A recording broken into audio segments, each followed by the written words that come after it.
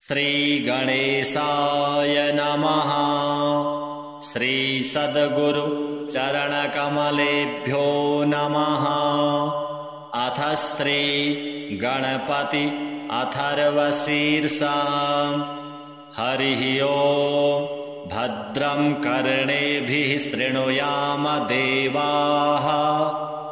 भद्रं पश्येमाक्षभिर्यजत्राः। स्थिरैरङ्गैस्तुष्टुवांसस्तनूभिः।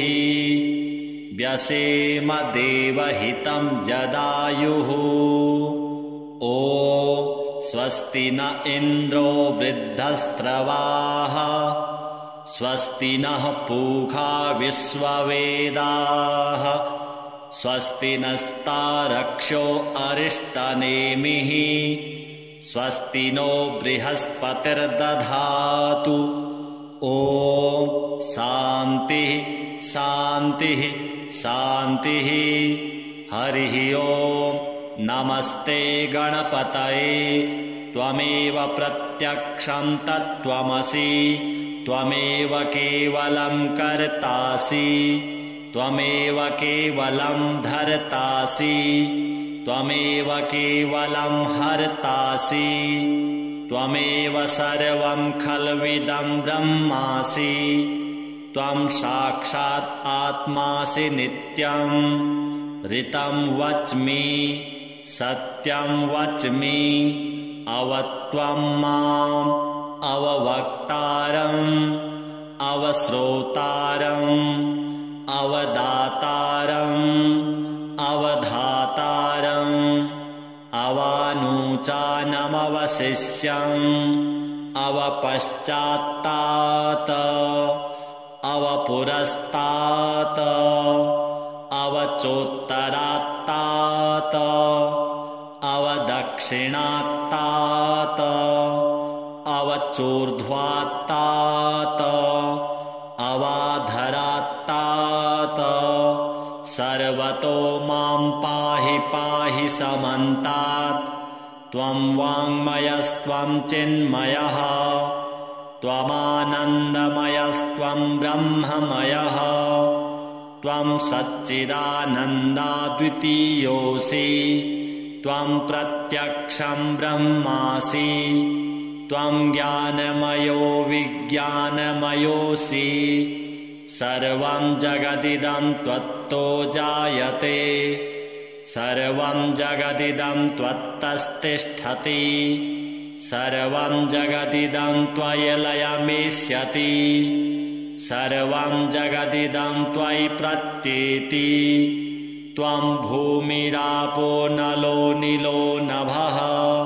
त्वं चत्वारि वाक्पदानि। त्वं गुणत्रयातीतः। त्वं कालत्रयातीतः। त्वं वस्त्रात्रयातीतः। त्वं देहत्रयातीतः। त्वं मूलाधारास्थितोऽसि नित्यं। त्वं शक्तित्रयात्मकः।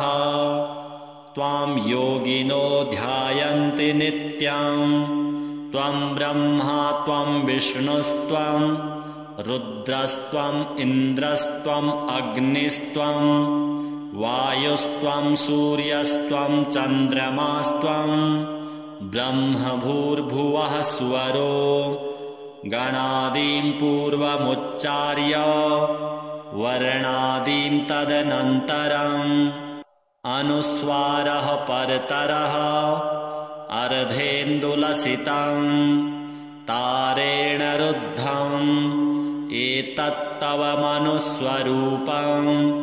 गकारः पूर्वरूपम् अकारो मध्यमरूपम् अनुस्वारश्चान्त्यरूपम् बिन्दुरुत्तररूपम्। नादः सन्धानं संहिता सन्धिः। सैषा गणेशविद्या गणकऋषिः। निसृद्गायत्री छन्दः श्रीमहागणपतिर्देवता। ॐ गं गणपतये नमः। एकदन्ताय विद्महे वक्रतुण्डाय धीमहि तन्नो दन्ती प्रचोदयात्। एकदन्तं चतुर्हस्तं पाशम् अङ्कुशधारिणम् अभयं वरदं हस्तैर्बिभ्राणं मूषकध्वजं रक्तं लम्बोदरं शूर्प कर्णकं रक्तवाससं रक्तगन्धानुलिप्ताङ्गं रक्तपुष्पैः सुपूजितं भक्तानुकम्पिनं देवं जगत्कारणमच्युतम् आविर्भूतं च सृष्ट्यादौ प्रकृतेः पुरुषात् परम् एवं ध्यायति यो नित्यं स योगी योगिनां वरः। नमो व्रातपतये नमो गणपतये नमः प्रमथपतये नमस्तेऽस्तु लम्बोदराय एकदन्ताय विघ्नविनाशिने शिवसुताय श्रीवरदमूर्तये नमो नमः। एतद् अथर्वशिरो योधीते स ब्रह्म भूयाय कल्पते स सर्वविघ्नैर्न बाध्यते स सर्वतः सुखमेधते स पञ्चमहापातकोपपातकात् प्रमुच्यते। सायमधियानो दिवस्कृतं पापं नाशयति प्रातरधियानो रात्रिकृतं पापं नाशयति सायं प्रातः प्रयुञ्जानो अपापो भवति धर्मार्थकाममोक्षं च विन्दति। इदम् अथर्वशीर्षम् अशिष्याय न देयम् यो यदि मोहाद्दास्यति स पापीयान् भवति सहस्रावर्तनाद्यं यं कामम् अधीते तं तमनेन साधयेत्। अनेन गणपतिम् अभिषिञ्चति स वाग्मी भवति चतुर्थ्यामनश्नं जपति स विद्यावान् भवति इत्यथर्वणवाक्यम्। ब्रह्माद्याचरणं विद्यात् न बिभेति कदाचनेति यो दूर्वाङ्कुरैर्यजति स वैश्रवणोपमो भवति यो लाजैर्यजति स यशोवान् भवति स मेधावान् भवति यो मोदकसहस्रेण यजति स वाञ्छितफलमवाप्नोति यः साज्यसमिद्भिर्यजति स सर्वं लभते स सर्वं लभते। अष्टौ ब्रह्मणान् सम्यग्ग्राहयित्वा सूर्यवर्चस्वी भवति सूर्यग्रहे महानद्यां प्रतिमासन्निधौ वा जप्त्वा सिद्धमन्त्रो भवति महाविघ्नात् प्रमुच्यते महापापात् प्रमुच्यते महादोषात् प्रमुच्यते स सर्वविद्भवति स सर्वविद्भवति य एवं वेद। हरिः ओम्। भद्रं कर्णेभिः शृणुयाम देवाः भद्रं पश्येमांशभिर्जजत्राः स्थिरैरङ्गैस्तुष्टुवांशस्तनूभिः व्यसेमहि देवहितं जदायुः। ॐ स्वस्ति न इन्द्रो वृद्धस्रवाः स्वस्ति नः पूषा विश्ववेदाः स्वस्ति नस्तारक्षो अरिष्टनेमिः स्वस्ति नो बृहस्पतिर्दधातु। ॐ शान्तिः शान्तिः शान्तिः। सुशान्तिर्भवतु। जय जय श्री गणपति अथर्वशीर्षं सम्पूर्णं श्री गणपति देवार्पणमस्तु। हरिः ओम्। भद्रं कर्णेभिः शृणुयाम देवाः, भद्रं पश्येमांशभिर्जजत्राः, स्थिरैरङ्गैस्तुष्टुवांशस्तनूभिः, व्यसेम देवहितं जदायुः। ॐ स्वस्ति न इन्द्रो वृद्धस्रवाः, स्वस्ति नः पूषा विश्ववेदाः, स्वस्ति नस्तारक्षो अरिष्टनेमिः, स्वस्ति नो बृहस्पतिर्दधातु। ॐ शान्तिः शान्तिः शान्तिः। हरिः ओम्। नमस्ते गणपतये।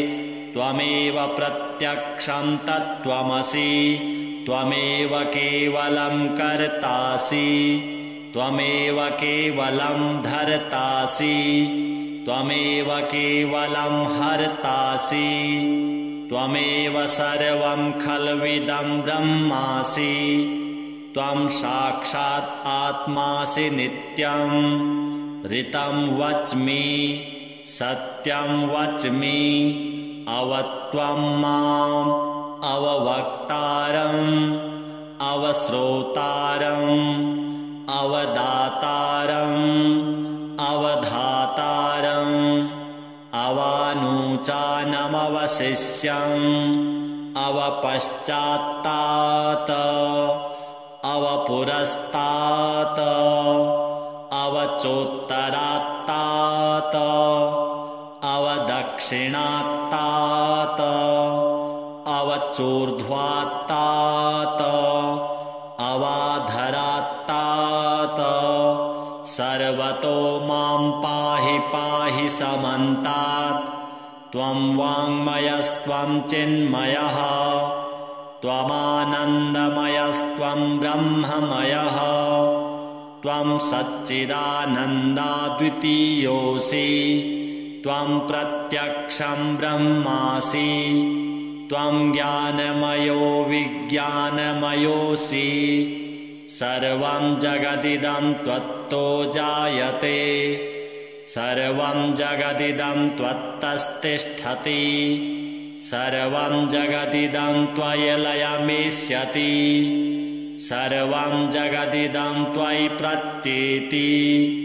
त्वं भूमिरापो नलो निलो नभः, त्वं चत्वारि वाक्पदानि, त्वं गुणत्रयातीतः, त्वं कालत्रयातीतः, त्वं वस्त्रात्रयातीतः, त्वं देहत्रयातीतः, त्वं मूलाधारास्थितोऽसि नित्यं, त्वं शक्तित्रयात्मकः, त्वां योगिनो ध्यायन्ति नित्यं।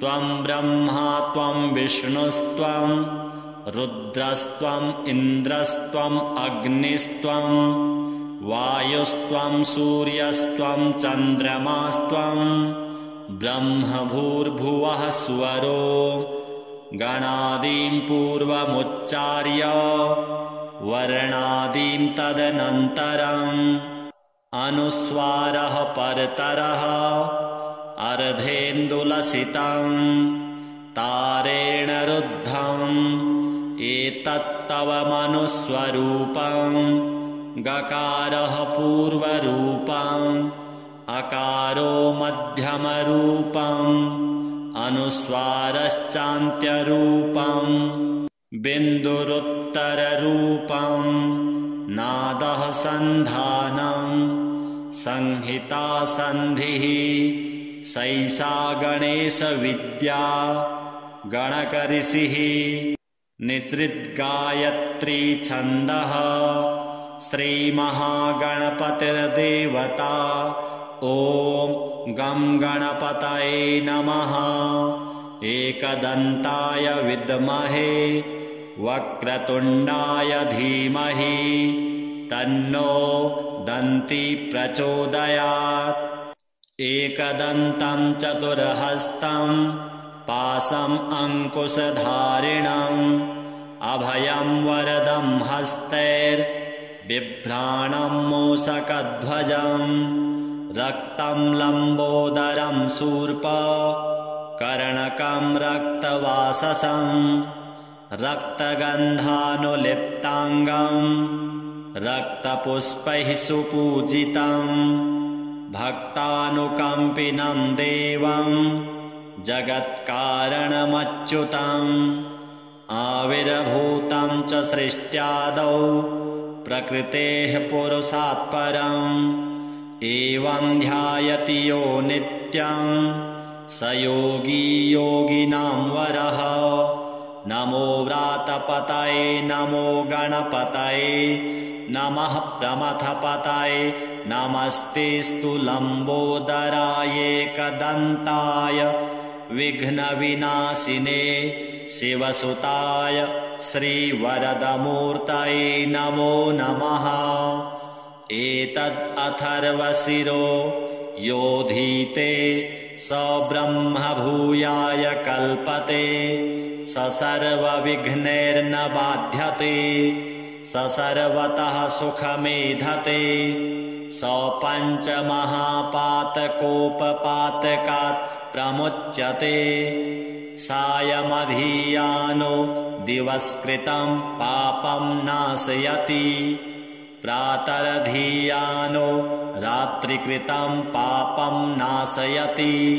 सायं प्रातः प्रयुञ्जानो अपापो भवति धर्मार्थकाममोक्षं च विन्दति।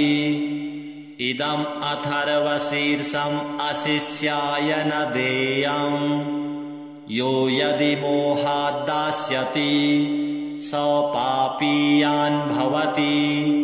सहस्रावर्तनाद्यं यं कामम् अधीते तं तमनेन साधयेत्। अनेन गणपतिम् अभिषिञ्चति स वाग्मी भवति। चतुर्थ्यामनश्नं जपति स विद्यावान् भवति इत्यथर्वणवाक्यम्। ब्रह्माद्याचरणं विद्यात् न बिभेति कदाचनेति। यो दूर्वाङ्कुरैर्यजति स वैश्रवणोपमो भवति। यो लाजैर्यजति स यशोवान् भवति स मेधावान् भवति। यो मोदकसहस्रेण यजति स वाञ्छितफलमवाप्नोति। यः साज्यसमिद्भिर्यजति स सर्वं लभते स सर्वं लभते। अष्टौ ब्रह्मणान् सम्यग् ग्राहयित्वा सूर्यवर्चस्वी भवति। सूर्यग्रहे महानद्यां प्रतिमासन्निधौ वा जप्त्वा सिद्धमन्त्रो भवति। महाविघ्नात् प्रमुच्यते महापापात् प्रमुच्यते महादोषात् प्रमुच्यते। स सर्वविद्भवति स सर्वविद्भवति य एवं वेद। हरिः ओम्। भद्रं कर्णेभिः शृणुयाम देवाः भद्रं पश्येमांशभिर्जजत्राः। स्थिरैरङ्गैस्तुष्टुवांशस्तनूभिः व्यसेमहि देवहितं जदायुः। ॐ स्वस्ति न इन्द्रो वृद्धस्रवाः स्वस्ति नः पूषा विश्ववेदाः स्वस्ति नस्तारक्षो अरिष्टनेमिः स्वस्ति नो बृहस्पतिर्दधातु। ॐ शान्तिः शान्तिः शान्तिः सुशान्तिर्भवतु। जय जय श्री गणपति अथर्वशीर्षं सम्पूर्णं श्रीगणपति देवार्पणमस्तु। हरिः ओम्। भद्रं कर्णेभिः शृणुयाम देवाः, भद्रं पश्येमांशभिर्जजत्राः, स्थिरैरङ्गैस्तुष्टुवांसस्तनूभिः, व्यसेम देवहितं यदायुः। ॐ स्वस्ति न इन्द्रो वृद्धस्रवाः, स्वस्ति नः पूषा विश्ववेदाः, स्वस्ति नस्तारक्षो अरिष्टनेमिः, स्वस्ति नो बृहस्पतिर्दधातु। ॐ शान्तिः शान्तिः शान्तिः। हरिः ओम्। नमस्ते गणपतये। त्वमेव प्रत्यक्षं तत्त्वमसि, त्वमेव केवलं कर्तासि, त्वमेव केवलं धर्तासि, त्वमेव केवलं हर्तासि, त्वमेव सर्वं खल्विदं ब्रह्मासि, त्वं साक्षात् आत्मासि नित्यं।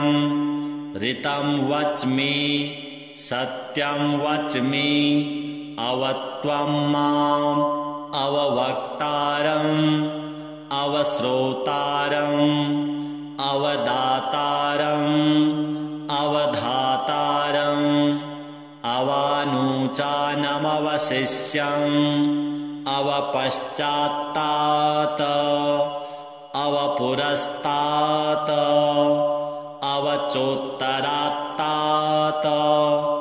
अवदक्षिणात्तात् अवचोर्ध्वात्तात् अवाधरात्तात्, सर्वतो मां पाहि पाहि समन्तात्। त्वं वाङ्मयस्त्वं चिन्मयः, त्वमानन्दमयस्त्वं ब्रह्ममयः, त्वं सच्चिदानन्दाद्वितीयोऽसि, त्वं प्रत्यक्षं ब्रह्मासि, त्वं ज्ञानमयो विज्ञानमयोऽसि। सर्वं जगदिदं त्वत्तो जायते, सर्वं जगदिदं त्वत्तस्तिष्ठति, सर्वं जगदिदं त्वयि लयमेष्यति, सर्वं जगदिदं त्वयि प्रत्येति। त्वं भूमिरापो नलो निलो नभः, त्वं चत्वारि वाक्पदानि, त्वं गुणत्रयातीतः, त्वं कालत्रयातीतः, त्वं वस्त्रात्रयातीतः, त्वं देहत्रयातीतः, त्वं मूलाधारास्थितोऽसि नित्यं, त्वं शक्तित्रयात्मकः, त्वां योगिनो ध्यायन्ति नित्यं। त्वं ब्रह्मा त्वं विष्णुस्त्वं रुद्रस्त्वं इन्द्रस्त्वं अग्निस्त्वं वायुस्त्वं सूर्यस्त्वं चन्द्रमास्त्वं ब्रह्मभूर्भुवः स्वरो। गणादीं पूर्वमुच्चार्य वर्णादीं तदनन्तरम् अनुस्वारः परतरः अर्धेन्दुलसितं तारेण रुद्धम् एतत्तव मनुस्वरूपं। गकारः पूर्वरूपम् अकारो मध्यमरूपम् अनुस्वारश्चान्त्यरूपम् बिन्दुरुत्तररूपम्। नादः सन्धानम् संहिता सन्धिः सैषा गणेशविद्या गणकऋषिः। निसृद्गायत्री छन्दः श्रीमहागणपतिर्देवता। ॐ गं गणपतये नमः। एकदन्ताय विद्महे वक्रतुण्डाय धीमहि तन्नो दन्ती प्रचोदयात्। एकदन्तं चतुर्हस्तं पाशम् अंकुशधारिणम् अभयं वरदं हस्तैर्बिभ्राणं मूषकध्वजम् रक्तं लम्बोदरं शूर्प कर्णकं रक्तवाससं रक्तगन्धानुलिप्ताङ्गं रक्तपुष्पैः सुपूजितं भक्तानुकम्पिनं देवं जगत्कारणमच्युतम् आविर्भूतं च सृष्ट्यादौ प्रकृतेः पुरुषात् परम् एवं ध्यायति यो नित्यं स योगी योगिनां वरः। नमो व्रातपतये नमो गणपतये नमः प्रमथपतये नमस्तेऽस्तु लम्बोदराय एकदन्ताय विघ्नविनाशिने शिवसुताय श्रीवरदमूर्तये नमो नमः। एतद् अथर्वशिरो योधीते स ब्रह्म भूयाय कल्पते स सर्वविघ्नैर्न बाध्यते स सर्वतः सुखमेधते स पञ्चमहापातकोपपातकात् प्रमुच्यते। सायमधियानो दिवस्कृतं पापं नाशयति प्रातरधियानो रात्रिकृतं पापं नाशयति। सायं प्रातः प्रयुञ्जानो अपापो भवति धर्मार्थकाममोक्षं च विन्दति। इदम् अथर्वशीर्षम् अशिष्याय न देयम् यो यदि मोहात् दास्यति स पापीयान् भवति। सहस्रावर्तनाद्यं यं कामम् अधीते तं तमनेन साधयेत् अनेन गणपतिम् अभिषिञ्चति स वाग्मी भवति। चतुर्थ्यामनश्नं जपति स विद्यावान् भवति इत्यथर्वणवाक्यम्। ब्रह्माद्याचरणं विद्यात् न बिभेति कदाचनेति यो दूर्वाङ्कुरैर्यजति स वैश्रवणोपमो भवति यो लाजैर्यजति स यशोवान् भवति स मेधावान् भवति यो मोदकसहस्रेण यजति स वाञ्छितफलमवाप्नोति यः साज्यसमिद्भिर्यजति स सर्वं लभते स सर्वं लभते। अष्टौ ब्रह्मणान् सम्यग् ग्राहयित्वा सूर्यवर्चस्वी भवति। सूर्यग्रहे महानद्यां प्रतिमासन्निधौ वा जप्त्वा सिद्धमन्त्रो भवति।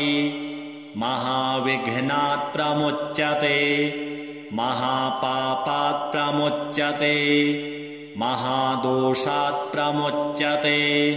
स सर्वविद्भवति स सर्वविद्भवति य एवं वेद। हरिः ओम्।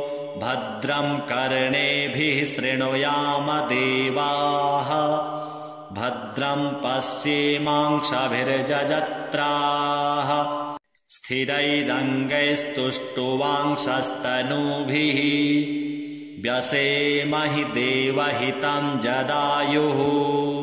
ॐ स्वस्ति न इन्द्रो वृद्धस्रवाः स्वस्ति नः पूषा विश्ववेदाः स्वस्ति नस्तारक्षो अरिष्टनेमिः स्वस्ति नो बृहस्पतिर्दधातु।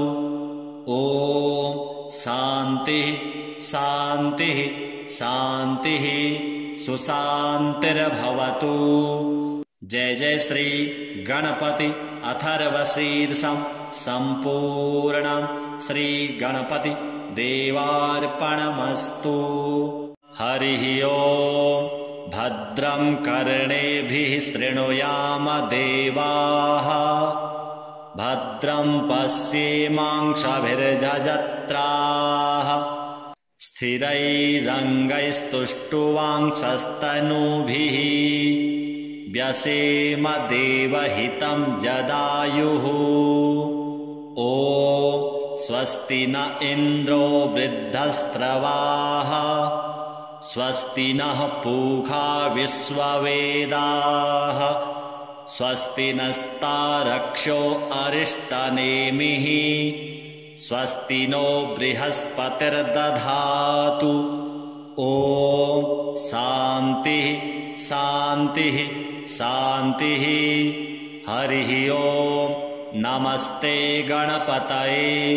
त्वमेव प्रत्यक्षं तत्त्वमसि।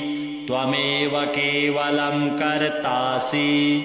त्वमेव केवलं धर्तासि। त्वमेव केवलं हर्तासि। त्वमेव सर्वं खल्विदं ब्रह्मासि। त्वं साक्षात् आत्मासि नित्यं। ऋतं वच्मि सत्यं वच्मि।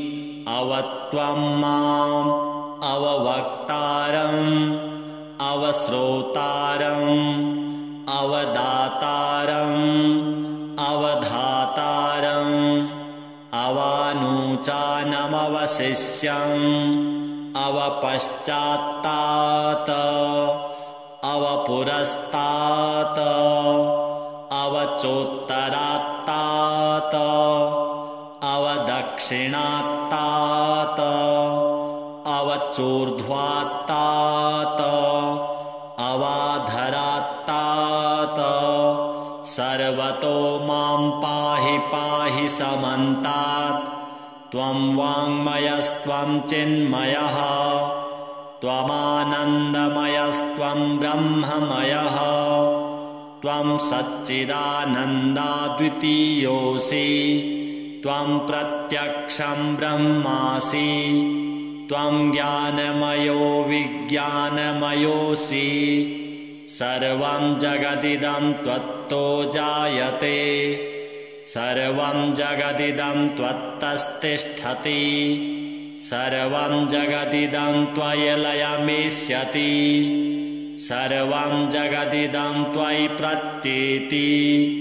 त्वं भूमिरापो नलो निलो नभः। त्वं चत्वारि वाक्पदानि। त्वं गुणत्रयातीतः। त्वं कालत्रयातीतः। त्वं वस्त्रात्रयातीतः। त्वं देहत्रयातीतः। त्वं मूलाधारास्थितोऽसि नित्यं। त्वं शक्तित्रयात्मकः। त्वां योगिनो ध्यायन्ति नित्यं।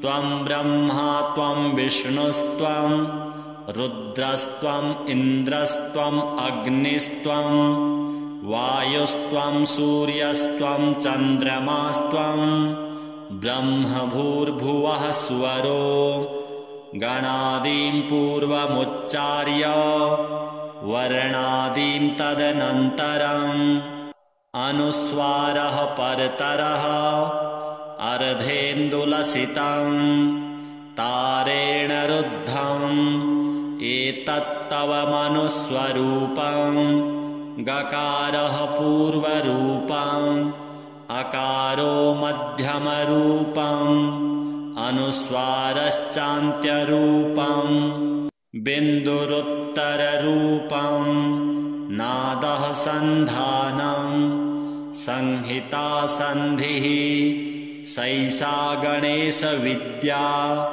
गणकऋषिः निसृद्गायत्री छन्दः श्रीमहागणपतिर्देवता ॐ गं गणपतये नमः एकदन्ताय विद्महे वक्रतुण्डाय धीमहि तन्नो दन्ती प्रचोदयात् एकदन्तं चतुर्हस्तं पाशम् अङ्कुशधारिणम् अभयं वरदं हस्तैर्बिभ्राणं मूषकध्वजं रक्तं लम्बोदरं शूर्प कर्णकं रक्तवाससं रक्तगन्धानुलिप्ताङ्गं रक्तपुष्पैः सुपूजितं भक्तानुकम्पिनं देवं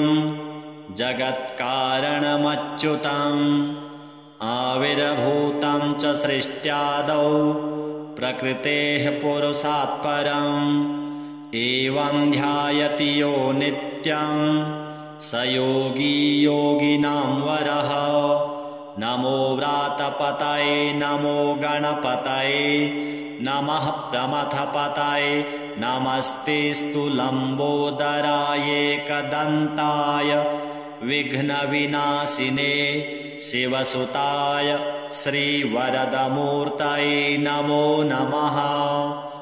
एतद् अथर्वशिरो योधीते स ब्रह्म भूयाय कल्पते स सर्वविघ्नैर्न बाध्यते स सर्वतः सुखमेधते स पञ्चमहापातकोपपातकात् प्रमुच्यते सायमधियानो दिवस्कृतं पापं नाशयति प्रातरधियानो रात्रिकृतं पापं नाशयति सायं प्रातः प्रयुञ्जानो अपापो भवति धर्मार्थकाममोक्षं च विन्दति। इदम् अथर्वशीर्षम् अशिष्याय न देयम् यो यदि मोहाद्दास्यति स पापीयान् भवति सहस्रावर्तनाद्यं यं कामम् अधीते तं तमनेन साधयेत् अनेन गणपतिम् अभिषिञ्चति स वाग्मी भवति चतुर्थ्यामनश्नं जपति स विद्यावान् भवति इत्यथर्वणवाक्यम्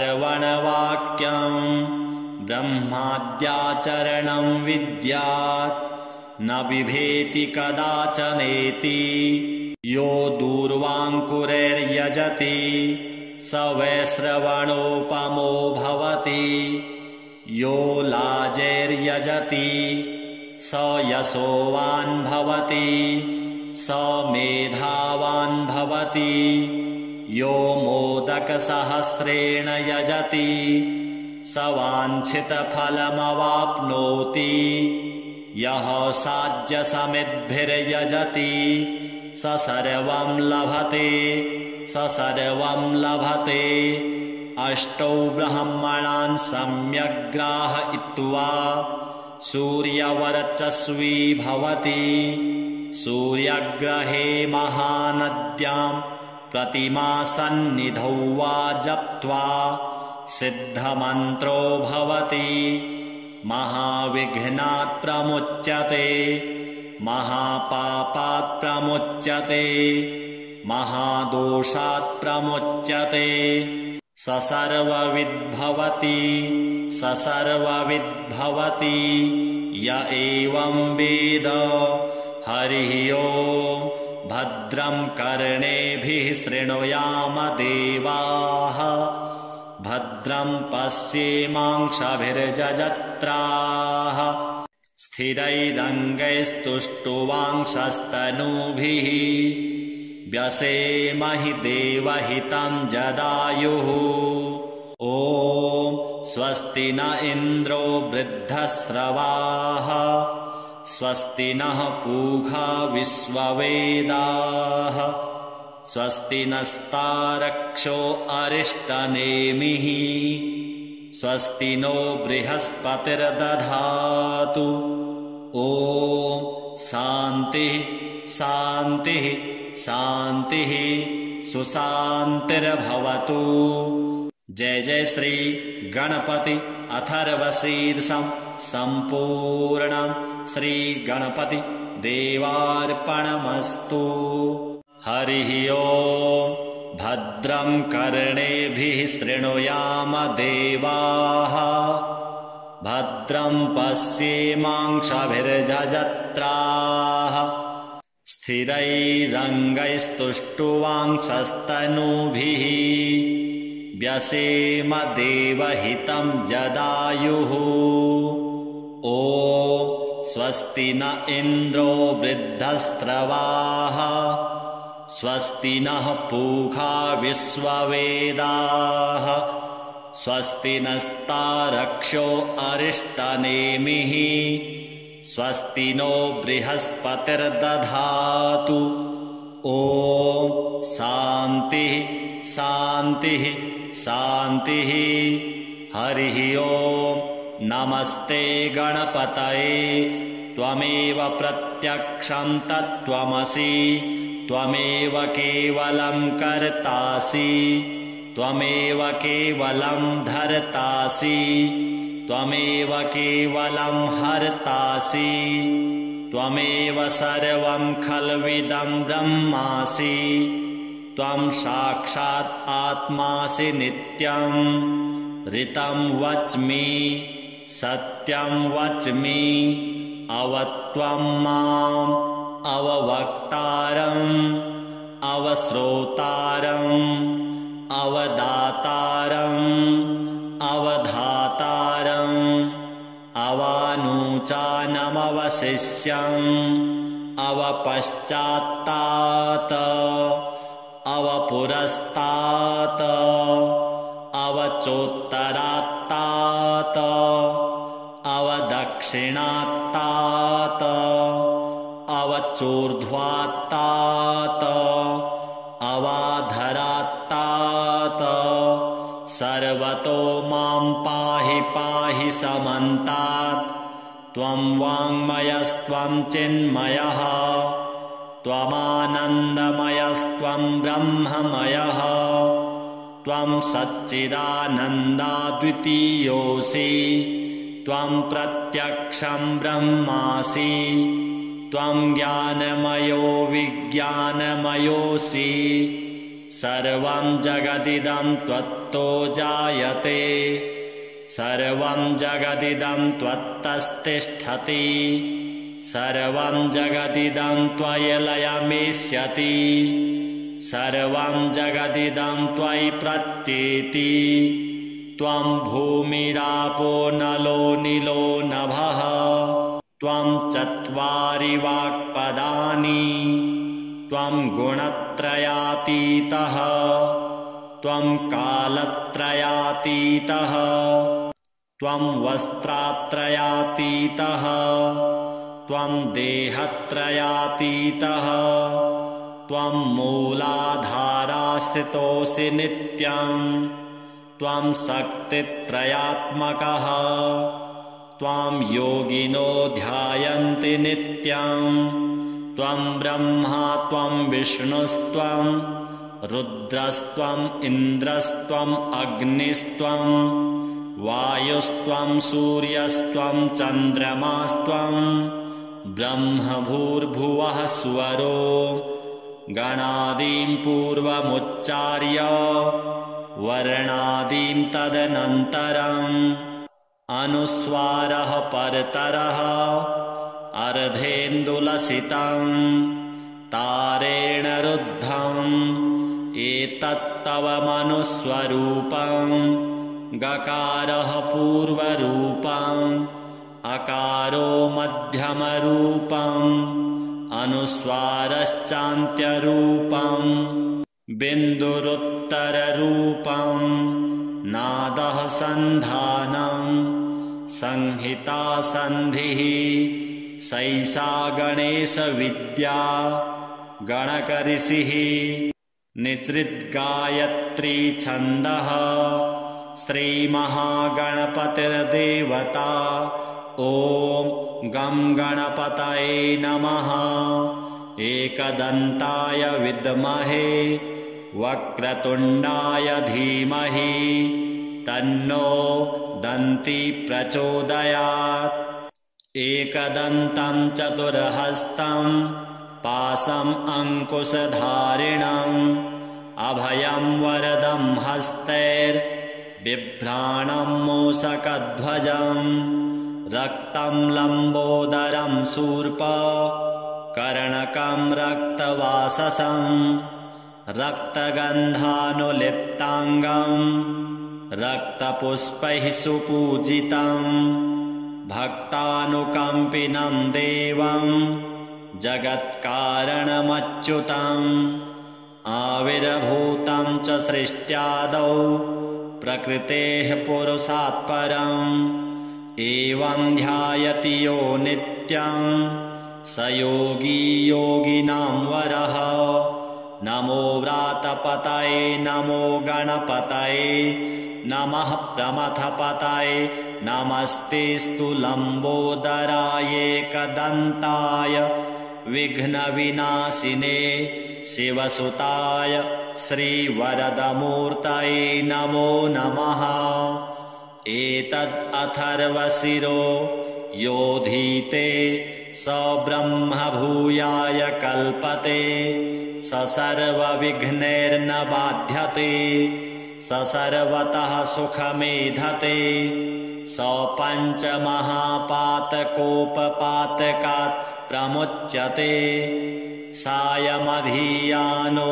दिवस्कृतं पापं नाशयति प्रातरधीयानो रात्रिकृतं पापं नाशयति सायं प्रातः प्रयुञ्जानो अपापो भवति धर्मार्थकाममोक्षं च विन्दति इदम् अथर्वशीर्षम् अशिष्याय न देयम् यो यदि मोहाद्दास्यति स पापीयान् भवति सहस्रावर्तनाद्यं यं कामम् अधीते तं तमनेन साधयेत् अनेन गणपतिम् अभिषिञ्चति स वाग्मी भवति चतुर्थ्यामनश्नं जपति स विद्यावान् भवति इत्यथर्वणवाक्यम्